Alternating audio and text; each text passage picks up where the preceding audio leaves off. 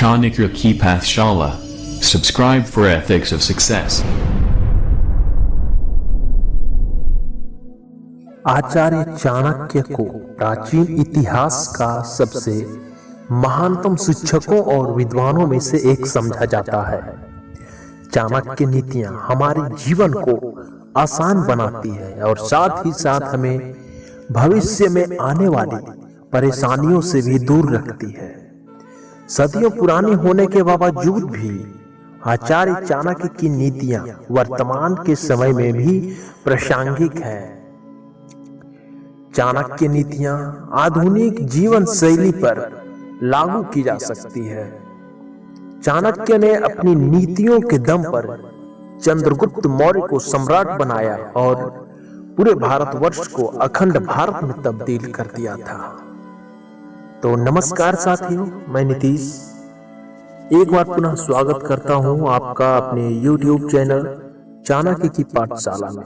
यदि आप हमारे इस वीडियो को फेसबुक पेज पे देख रहे हैं तो पेज को फॉलो करें, और यदि आप इससे YouTube पे देख रहे हैं तो चैनल को सब्सक्राइब कीजिए और सब्सक्राइब करने के उपरांत बेल आइकन पर प्रेस कर ऑल का चयन कीजिए।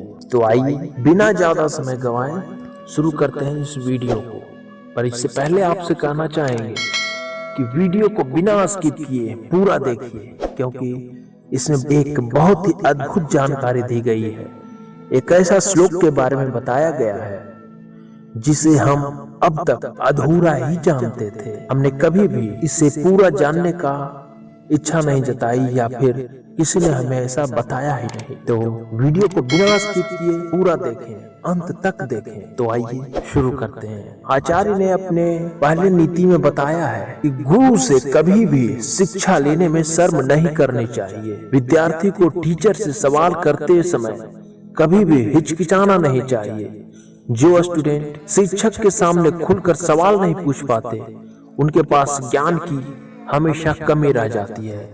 वे कभी भी पूरी तरह से किसी भी प्रश्न को नहीं समझ पाते हैं। तो अपने इस नीति में आचार्य ने पूरी तरह से स्पष्ट कर दिया है कि किसी भी मानव को यदि कोई प्रश्न पूछना हो अपने गुरु से तो निसंकोच पूरी श्रद्धा के साथ पूछनी चाहिए। तो आइए अपने अगले नीति में जानते हैं आचार्य ने क्या कहा है। चाणक्य नीति के अनुसार व्यक्ति को कभी भी भोजन करने के मामले में शर्म नहीं करनी चाहिए। व्यक्ति को अपनी भूख को कभी नहीं मारना चाहिए।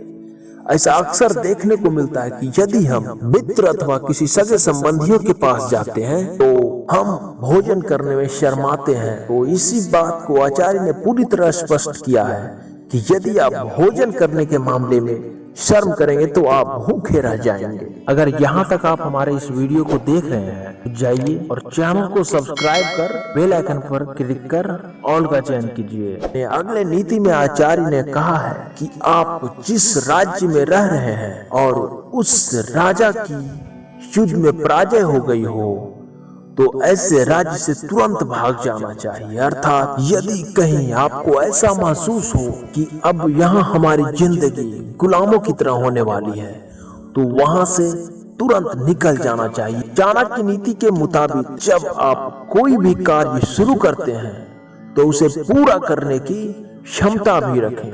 यदि आप उस कार्य में असफल होते हैं तो असफलता से डरना नहीं चाहिए, बल्कि उसका सामना करना चाहिए और पुनः उस कार्य को शुरू से अपनी हर एक गलतियों को सुधार कर करनी चाहिए और कभी भी अपने असफलता के डर से उस कार्य को बीच में नहीं छोड़ना चाहिए। ईमानदारी से कार्य करने वाले लोगों की हमेशा जीत होती है। चाणक्य के अनुसार अगली नीति में बताया गया है कि मित्रता हमेशा ही बराबरी के लोगों में रखनी चाहिए। जो व्यक्ति अपने बराबर के नहीं होंगे उनकी दोस्ती हमेशा कष्टदायी साबित होती है। इसलिए मित्रता हमेशा अपने बराबर वालों में करनी चाहिए। और अंत में आपसे कहना चाहेंगे कि हमें बचपन से आज तक जिस श्लोक को अधूरा बताया गया है वो है अहिंसा परमो धर्म, जो कि महाभारत का श्लोक है, जो भगवान श्री कृष्ण ने अर्जुन को गीता के उपदेश देते समय बताया था। उसने कहा था कि अहिंसा परमो धर्म, धर्म हिंसा तदैव च। अहिंसा परम धर्म है परंतु धर्म के लिए हिंसा करना उससे भी बड़ा धर्म है। और यही काम आचार्य चाणक्य ने चंद्रगुप्त को सम्राट बनाने में, अखंड भारत का निर्माण करने में किया था, जो कि उन्होंने साम दाम दंड भेद का इस्तेमाल किया था, क्योंकि उनके इरादे नेक थे। और अपनी नीतियों में उन्होंने कहा है कि यदि आपका इरादा समाज सेवा की हो तो आप इन चारों कूटनीतियों का इस्तेमाल कर सकते हैं। तो आज के लिए बस इतना ही। मिलते हैं हम अगले वीडियो में एक नई जानकारी के साथ। और यदि आप इस तरह की जानकारी में रुचि रखते हैं तो चैनल को सब्सक्राइब कीजिए और वीडियो को शेयर करें, लाइक करें और इस पर कमेंट कर अपना फीडबैक